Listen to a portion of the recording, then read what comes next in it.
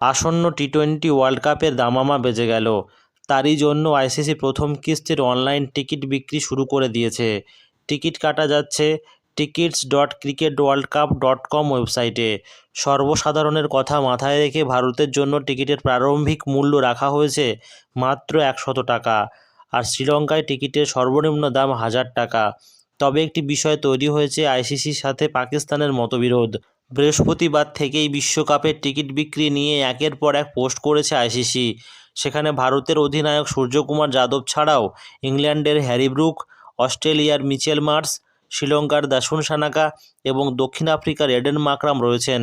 পাকিস্তানের অধিনায়ক কোনো ছবিতেই নেই।